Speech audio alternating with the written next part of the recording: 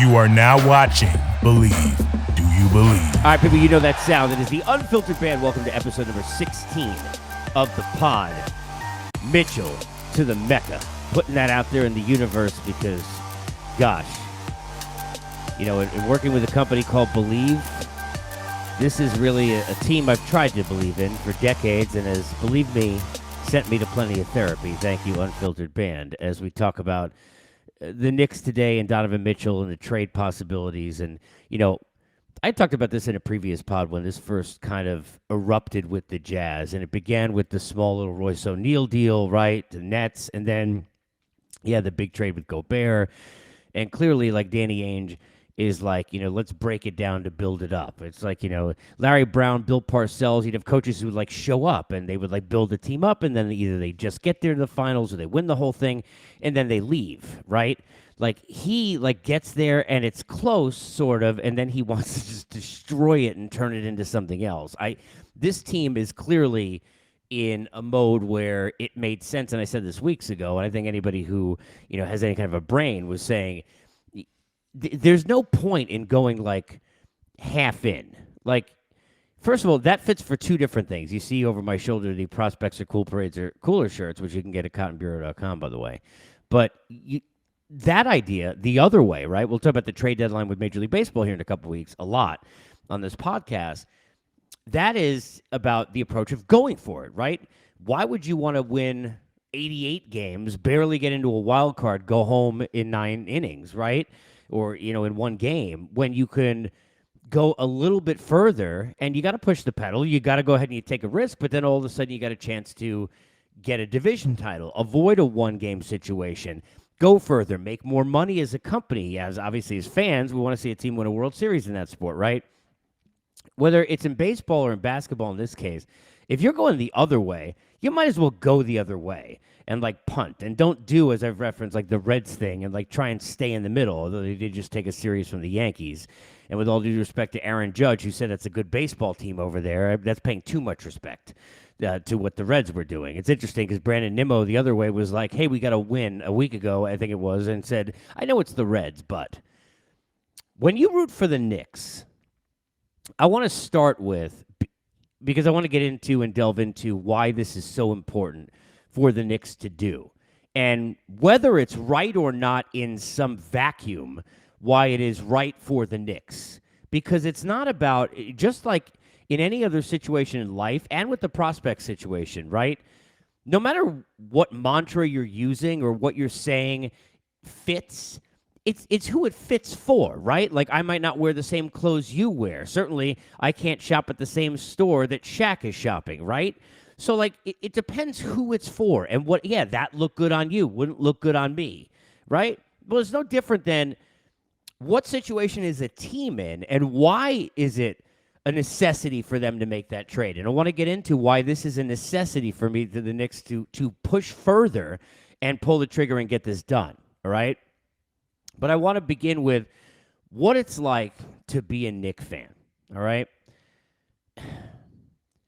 Growing up and in the 80s, becoming a fan of this team, got to see the end of Bernard King, got the beginning and end, all of the experience with Patrick Ewing, the great years with Oak, and, you know, the 90s, and we know about John Starks and 2 for 17 and all of that. You know, it's amazing because I remember going to, they used to have, I don't know if they have it anymore, but at Manhattan College, and I went for a couple of years, they used to have a Gatorade Knicks basketball camp. And I went there for a couple of years, and I remember going to the camp the year after John Starks missed all of those shots, and going to this camp and him telling us that you miss 100% of the shots you don't take, which is actually a great life thing. I don't know if it was a great thing to keep Rolando Blackman on the bench the rest of that game if you're Pat Riley, or to hand John Starks the ball. But for shooters, you shoot, right, until you get hot. It just never happened. And to be honest, what people forget about that series in 94 and 95 in the finals is he had a shot in the corner in Game 6 that should have ended that series. The Knicks should have won it a game before. It was the fact that it went to 7 that was a bigger problem than John Starks missing those shots. But neither here nor there. Now, we all know Hubert Davis and the foul shots at Kukoc instead of Pippen, and Jordan was playing baseball. It's not real. We can talk about this forever, right? They had chances in 92, lost in 7 games, I think, to the Bulls. And I want to say that was the semifinal. And then I think it was the conference final in game 6 the year after that, if I remember correctly. It might be reversed, one of the two. All right. I've been at the Garden watching Jordan put 60 on this team. I've been through, it's like, hey, John Starks, by the way, the dunk was over Jordan. I don't even want to hear that. I don't even want to hear that noise, okay? But then we went through, like, a weird time. Like, one of my favorite Knick teams ever. It may be my favorite. It's interesting because I loved Patrick Ewing for all the things he couldn't do and when he should have dunked and didn't. And, during the teams where Charles Smith had, like, 58 different kind of layups that he tried to, can you dunk the basketball? Seriously, can you, you hear, like, as a kid, go up strong, like when you're coaching young kid, right? Go up strong. You might get fouled. Are you kidding me? Like, can you not take two hands and try and dunk the ball? Then Patrick Ewing did it in a different way against Indiana in the series where Reggie went to the finals, where he, like, tried to finger roll from too far away. I've seen it all, right? One of my favorite, I'll give you two of my favorite Knick fan scenarios, neither that netted a championship, right? One was 10 days long, and you know where I'm going with that in a second. One was I think in my lifetime, the team I most enjoyed watching, and it's a shame because Patrick Ewing was hurt for most of it and then couldn't really be a part of everything against the Spurs, and they weren't as good a team. I think they lost in 5 games in 98-99, right? Or was it 99-2000? 98-99. But that team that they had with Marcus Camby and Larry Johnson and the 4-point play and Chris Childs and Charlie Ward and all of, like, those couple of years, like, that was as much fun as I've ever had as a Knick fan. That was a fun team with Sprewell, like, and Allen Houston. Like, that was a fun team. They got out on the break. They hit threes. Like, they were fun. After watching the Knicks slog it up and down, I root for the New York Giants, and, the depiction of, like, the Bill Parcells years was the game, forget about Norwood missing, which was not a short field goal. It was like 48 yards. But watching O.J. Anderson run the ball like 9,000 times in a row, like, it's like watching the Army football team with the amount that they ran, right? So I'm used to, like, slogging it up and down the field, and then, like, you play like a team like the Niners, and they go 4 plays in, like, 80 yards in, like, 57 seconds. You see on the bottom of the screen. And it's like your team is, like, 16 plays. I remember as a kid, like, watching Monday Night Football, I was like, why are there so many plays in this drive? Because everything's a 4-yard pass and an out or a screen pass, or you can run up the middle like 9,000 times. I'm used to that, right? Watching the Knicks, you may win a game 81-79. Now, I know they were scary. Anthony Bonner and Xavier McDaniel and Anthony Mason and Charles Oakley. It was literally like having, like, it was like the Monstars. They were gonna. It was I don't even. It was like WWE more than it was the NBA half the time. But you had, like, this badass team that wasn't gonna take any shit that played at the Garden. It was fun. There was something to that. But that team in the late 90s got out on the break, and they hit threes, and they were fun, and Larry Johnson, and there was swag to the team. It was a different kind of swag, not like we're going to beat you up, but, like, we're going to put it on you offensively. Allen Houston, everybody gets on the $100 million contract, which obviously, you could take the money if you get paid. And the ball that bounced a million times to beat the Heat when they were in 8 beating a 1. But he had some dynamic games where he outplayed Reggie against the Pacers. Like, he had some really, really good games for the Knicks and good seasons for them. Larry Johnson's 4-point play, which was on my birthday against Indiana. So that was probably as much fun as I had. Then the fun stopped. And the fun shut down. There was the no fun league. There were no all-stars. There was nothing. Then, like, here came Melo. Like, I remember they had the, Diddy, or I don't know which name he's up to now. Coming, maybe was he Puff then? I don't even know. But, like, I'm coming home, and, like, here's Melo, and he's coming home, and, like, is it really his home? Anyway, but when Melo joined the team, there was, like, a rejuvenation of, okay, maybe we're gonna figure this thing out now. We're coming back into it. That never really transpired. It was always like, who's he going to play with? Is he selfish? Is he not? He kind of had, if you're using baseball ties, the Carlos Beltran career for me, where, like, you don't realize, and he's seen as a far better player than Beltran was in terms of, like, how they're seen from, a historical standpoint and Hall of Fame and all that stuff. And I know Melo's had a, bit different basketball career, but kind of like, wow, he did a lot of really good things that we kind of shit on him the whole time.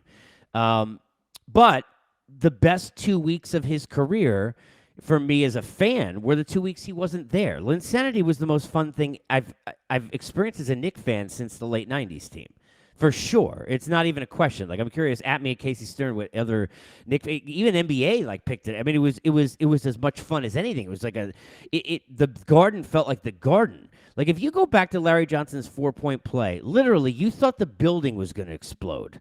That's the Garden during those kind of games. I mean, you don't have to listen to late Kobe or LeBron or MJ. Why do you think they have the games they have when they elevate to the Garden? The Garden's different. Like sometimes we overblow half of that nonsense, and it's not. Look, the Knicks, and we're going to get to this in a second, aren't some sales pitch to everybody. But when you play on the road, playing in the Garden is pretty much city-wise. People want to go to Chicago. But in terms of playing in a building, it's the Garden for almost everybody who's worth anything in the NBA. And you don't take my word for it, right? But it hasn't been that for the home team. It hasn't been that for the home team in a while, right? 2 years ago, they had the year, okay, they're taking a step up. I love what Julius Randle has done. And then they kind of take a step back. And I think R.J. Barrett, look, he's 22 years old. Or he's not even 23 yet, right? Still a long time to grow. I mentioned this, and I want to start here with the Jalen Brunson deal as an example. All right. And I used the same example in a previous iteration of the pod in just like a 1-minute segment, but I want to kind of expound on it to really set up where I want to go here on Donovan Mitchell, okay? And I use an analogy, another New York team, the Yankees, okay? We talk about the Knicks. We talk about the Mecca. We talk about Madison Square Garden. We talk about all that they represent. All that's true, all right, in the sport. I mean, look, Big East basketball, and it is, I mean, it is what it is, right? But the Yankees, we talk about the same way. Yankee Stadium in the Bronx and wearing the pinstripes. The difference is, even though the Yankees haven't won the World Series all the time, right? They haven't. And, they haven't won in a while. And the Red Sox beat them and the Rays knocked them out. I know all that stuff. I'm not a Yankee fan, as you know, okay? But the aura is still there. Like, there is a real thing about, like, you heard me ask Todd Frazier about it, and he grew up a fan of both teams, which is good luck with that. But you put on the Yankee pinstripes. I could even tell you, going into the old Yankee Stadium as a kid, it was like a different thing. Like one of the greatest days I had as a kid was I would happen to go to Jim Abbott's no-hitter in '93, early September. I want to say was it the 4th, maybe? But being there for that, it was like amazing. Like you walk into Yankee Stadium, it's a different feel. You walk into the Garden for a basketball game for sure. And it's a good hockey arena. It is. It's a really good environment for the Rangers, as much as I hate them. But it's a different thing when you walk in there for any kind of basketball. I don't care if it's a high school game. It's a different thing, all right? But what's been going on the floor has been hot garbage. So I bring up the Yankees because to go back as an example of how these two teams are talked about the same but seen totally differently in terms of their value to free agents and players. I remember years ago when Mark Teixeira, the big offseason with Sabathia, and I think was it the same one as A-Rod? It was a third there. But they had a big offseason right before they won the World Series, right, in 2008 when they beat the Phillies, or 2009. When you look at that offseason, Mark Teixeira was a guy who was supposed to go home to Maryland, and it was like, it was like the Johnny Gaudreau thing that we just had, except, Columbus, really? Anyway. But everybody thought he was coming back, he was going to go to Baltimore, and he never said that. But the Orioles thought they were in it. Now, the Orioles team pushed forward. If you're not a baseball fan, you're listening to this for basketball, you'll understand why I'm going here in a second. They offered $184 million. It was, I think, exactly what the Yankees gave. It might have been a little more than the Yankees gave. Like, they did. They put up. They put up or shut up. Like, we got to do it. They did it. And he got offered about the same, and he went to the Yankees. Because for the same money, no one's playing for the Orioles who can play for the Yankees. That still exists today. It'll exist next week and 10 weeks from now. No one's playing for the Texans who could play for even money for the Dallas Cowboys. That's going to be the same a week from now, 10 weeks from now, 10 years from now. No one is going to play, unless it's a regional thing, for the Canucks or the Flames, who is Canadian, who could play for the Montreal Canadiens or the Leafs at even money, et cetera, and go on down the line. You want to talk about the Carolina Hurricanes and the Boston Bruins? I don't care what franchises, where they are, what they stand for, all the same thing. It's the same. Memphis Grizzlies, Los Angeles Lakers, whoever you want to give, right? But the Yankees are still handled that way. The saddest part is the Knicks are the Orioles, not the Yankees. I repeat, the Knicks are the Orioles, not the, and I don't mean the Orioles now, winning 10 in a row, right? Like go Birds, and Oriole Magic. But I mean, they literally are the Orioles. Like, the Knicks have to overpay. Why did they give Jalen Brunson so much money? Because you have to overpay somebody to come here. They get laughed at in interviews. Like in other podcasts, when players are free agents and you bring up the Knicks, they laugh. Literally. Now, the team's gotten way more credible. People have not forgotten that James Dolan is there. But, you know, a couple of years more removed from the Oakley situation and from, you know, him being, like, prevalent in, you know, yelling at fans and ripping up signs and nonsense. Like, seriously, how insecure are you, honestly, right? And I worked for MSG for years. I mean, I'm going to say I worked for him. I never met him, but I worked for MSG many years ago. So, you know, God bless. I don't know what I signed. Am I allowed to say anything about Dolan? I think I am. Like, look, how insecure is this dude? Seriously, right? I mean, honestly. And Cablevision is like the worst. Anybody who's had cable, like Comcast, AT&T, these places are bad. Cablevision is the worst. All right. Having lived in Long Island, dealt with them for years as my cable company. They're horrific. So, sorry. So. In any case, people have kind of forgotten a little bit because you've got Tibbs, right, who is a prominent, incredible figure. You've got very likable pieces, likable people in Julius Randle and in R.J. Barrett and in Derrick Rose and now in Brunson, who fits that category too, right? Like, even their ancillary parts, like, you know, quickly, and some of the guys they have, like Obi Toppin, right, who just won the dunk contest. They're likable pieces. It brought some life back into the Garden 2 years ago, right, even though the playoff run. But the whole thing with Trey as the villain, that was great. It was great theater. But you got to overpay to get Jalen. Look, Jalen Brunson's a nice player, as I said. Reminds me a little bit of Mark Jackson in terms of like a winning mentality for a point guard, as Mark Jackson would say, in the Garden, right? And I think it's important. I do. He's a winning piece. But unless RJ is taking a Tatum type of leap, and I don't know if that's in him. I don't think it is. I think he's going to be a better player than we even see. He's only 22, and I think he's got all-star, you know, caliber potential, but in a tier that's below where I think a guy like a Tatum is, right? Maybe he could be where did Jaylen Brown is, like a little bit under in terms of the tiers, right? But Julius Randle and Barrett, and you bring back, you know, Robinson, and you've got, okay, you know, quickly, and some of these other guys and young players are fine. And Brunson, it's not enough. Like, where's the star quality? Now, in the East, you are, I think, feeling better watching the Celtics. Like, if you could play really good team defense, the star quality doesn't have to be overwhelming. Like, Al Horford was 78 years old. I love Marcus Smart, but he's not a star talent. He's a star defender and a winner for sure. But I think it makes you feel better. Like, you don't need one of these super teams to at least get there out of the East, right? So, but they're still missing something. And the idea of Donovan Mitchell playing for the Knicks is something that has been thought about forever because of many, many reasons, including the fact that his dad worked for a long time with this team, with the New York Mets, the fact that he's a Met fan, he's always at the stadium. He is a huge Met fan, and that he'd love to play for the Knicks, and he'd be coming home. All right? This dude is a real hometown story for sure, okay? And this is a guy who brings electricity and star quality into the building the day he gets in there, all right? Now, look, I like Jalen Brunson a lot. Winning player, not a star player, all right?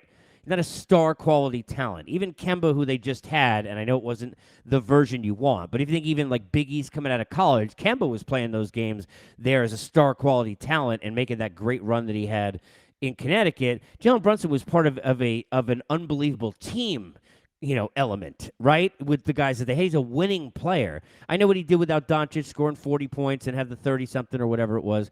That's not what you're asking for him to do anyway. Right? Like, if this guy averages 16 and 6 or 7 or whatever it is, that's fine. He's a winning player. He's going to make the right plays, make big shots. He's tough. I love all of that. But, you know, it's not a... Julius Randle had a star season a couple of years ago. He's become a really, really good player. It's just, you know, there's a brashness and a nature of... I mentioned Latrell Sprewell, right? Latrell Sprewell wasn't, like, the greatest player. But the second he joined the Knicks, it was like when him and Larry Johnson were on the floor, there was electricity back in the Garden. Right? There's something about those kind of players. It's what Lynn was bringing with the story, right? Even Amari Stoudemire, Tyson Chandler brought it in the way he played. Like, different guys, it's just something about the way they play, right? And Toppin's got some of that if he could add, you know, defense and being able to be more of an all-around player because he's got the flash with the dunking. But Donovan Mitchell's bringing a different kind of thing, all right? Now, I'm not trying to say this guy's Dwayne Wade. He's not. But he's bringing that kind of a thing to a building that really needs it, a roster that needs it, and he'd want to play there. And clearly the Jazz are going to trade him. So the question is, what are you willing to give up for Donovan Mitchell? And this is where I'm going to go back to, and this is what I wanted to discuss. The reason I bring up the whole situation with Brunson and overpaying him and the Teixeira thing as an example, right? How many free agent years in a row have we watched where no one wants to play for the Knicks? Nobody. They get all the cap space. They've had cap space. It's not like they haven't had room. They've had room at times. They made room. Nobody wants to come in the damn room. Even with the Garden, even being the Knicks, and anybody would tell you that's in the NBA, if the Knicks are really good, that's the building to be in, for sure. I mean, people sell that thing out even when they're not good. Like, let me tell you something about the difference between, and I'm a Met fan. Met fans, they're going to stay behind the team. If the team's not good, they'll kind of go to the building. They're kind of not going to go, whether it was Shea or Citi Field now. The Garden, it's crazy. Like, they're going anyway. Like, they're locked in on a Wednesday night against the Wizards, and the team sucks, and it's a sellout. I mean, the Garden is amazing that way. It is a great atmosphere, and the Knicks fans are legitimately insanely loyal through an unbelievable amount of horse shit that we've had to deal with.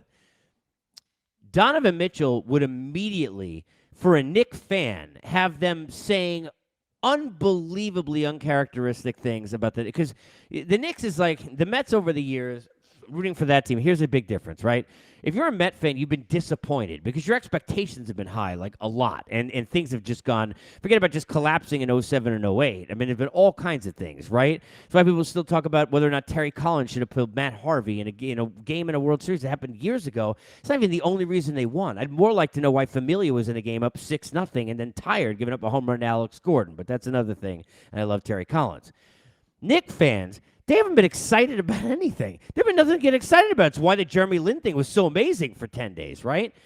You would have Knicks fans who would be jumping on Twitter talking shit to like Sixers fans, Celtics fans, thinking they're going to win the East, even though none of that probably would happen, especially in the first year, because I think Barrett needs to take a couple of more years and a leap probably, but you've got room on this Mitchell contract to be with him for a while, which I think is great.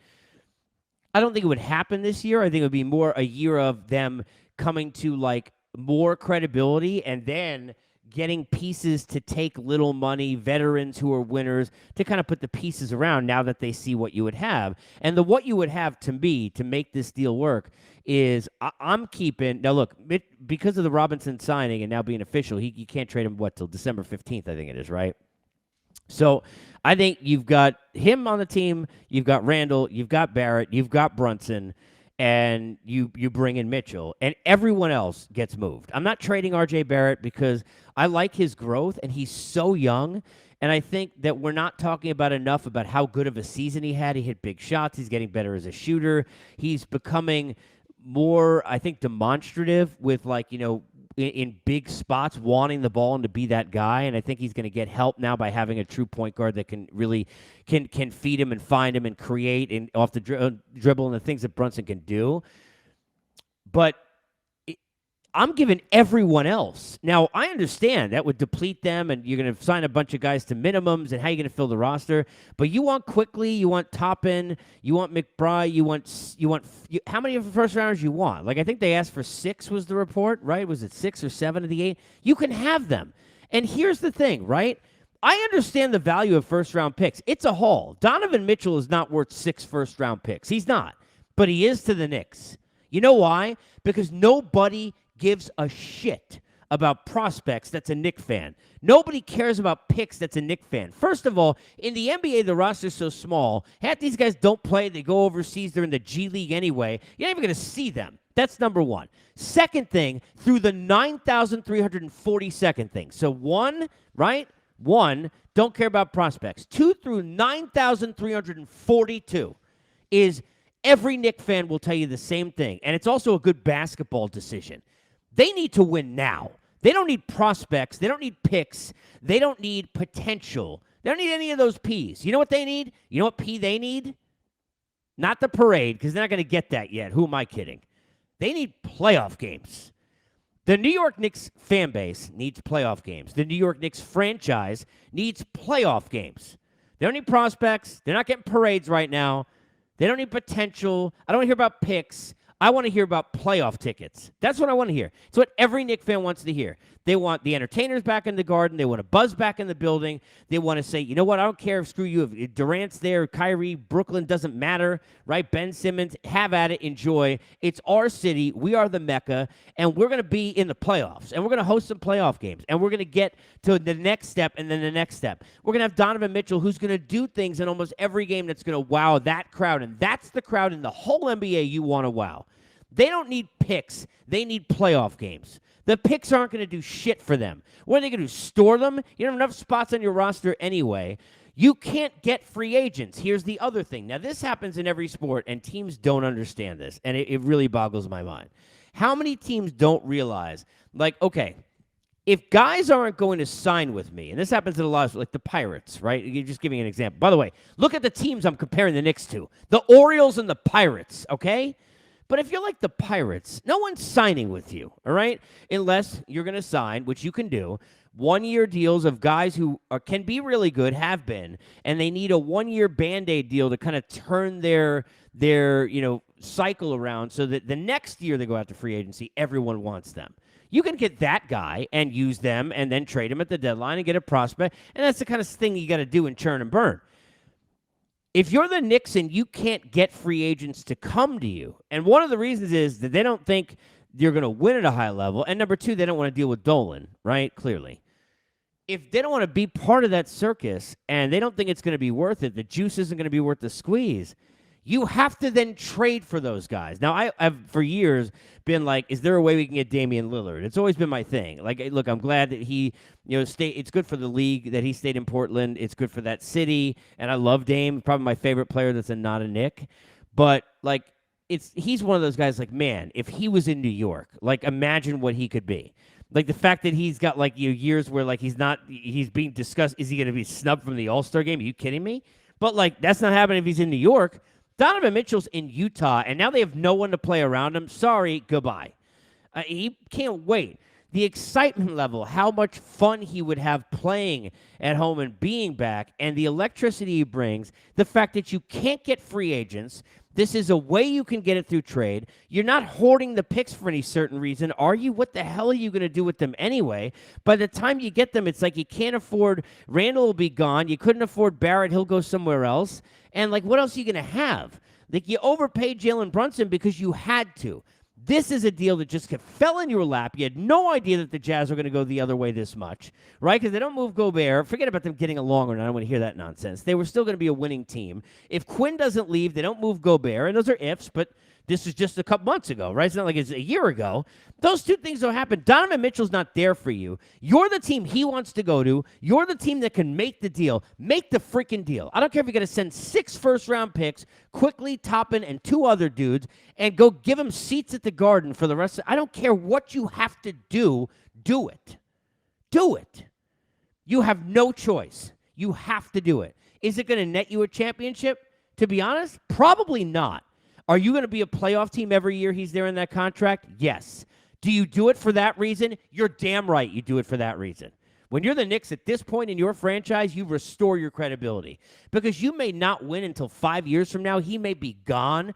But the 4 years you get in the playoffs will revitalize you to a point where you're actually on the map and not being compared to the Pirates or the freaking Baltimore Orioles. No offense, because I know they're playing well. You have to do it. Mitchell to the Mecca, out in the universe, make it happen. Podcast episode number 16 in the books. At me at Casey Stern. I liked all sports. I've covered 3 of the major 4, and the other one, maybe even my favorite in hockey. You get all kinds of different stuff from me. At me on different lists, things you want to bring out. I already told you about the fact that, and I've got a couple of guests coming here before we get to our deadline special. We're going to have a week of deadline special shows, which are going to be bananas with agents and GMs. Also, I've got a list coming up of the worst decisions in my lifetime that have been made in sports. All kinds of stuff. So very, very excited, but I won't be as excited about any of that, no offense to the podcast or Believe, as I will be if I hear Mitchell to the Mecca. Episode 16.